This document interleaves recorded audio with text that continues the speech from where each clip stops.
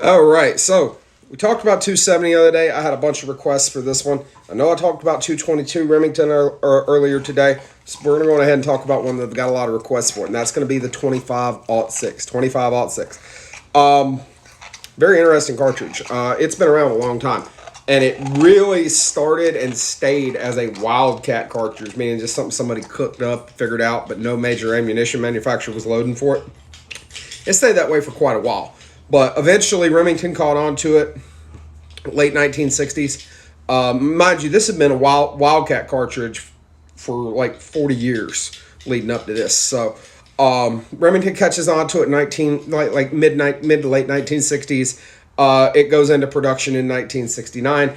Basically, what happens is you take a 30-06 case, shell case, and you neck it down to take a 257 bullet. So instead of a 308 bullet, you got a 257 bullet in there. All right. That's obviously referring to bore diameter. Hold on. You're making this difficult. Dog problems. Okay. So really, where this come about, I'm wanting to say it was right around the time of World War One when this first started getting experimented with. So it's probably a little bit more than 50 years. I imagine it took a little bit for someone other than the person who cooked the idea up to find it, but I got a Dutch Shepherd running around in here. He's acting a fool over a ball. But the original load had a 117 grain bullet out of a 25-35 Winchester. But with the 25-06, as you know it today, you can find some pretty interesting ranges of bullets, ranging from 75 to 120 grains. It's going to be very similar, at least, to the 270. Obviously, it's a little bit smaller, but it's not necessarily a bad thing because we're not talking about much. I've got information on 100, 115, and 120 grain bullets here in front of me at the moment.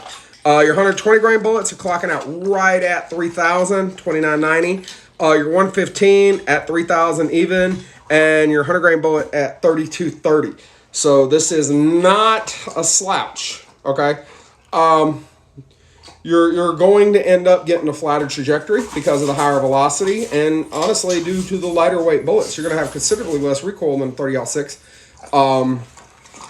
And really, when you want to get an idea, it's about 200 feet per second faster than the hottest 257 Roberts, but about 200 to 300 feet per second slower than a 257 Weatherby Magnum. So this cartridge, the 25-06, is no joke. It's not to be taken lightly. And honestly, it's a very good deer and antelope cartridge for those willing to find ammo for it.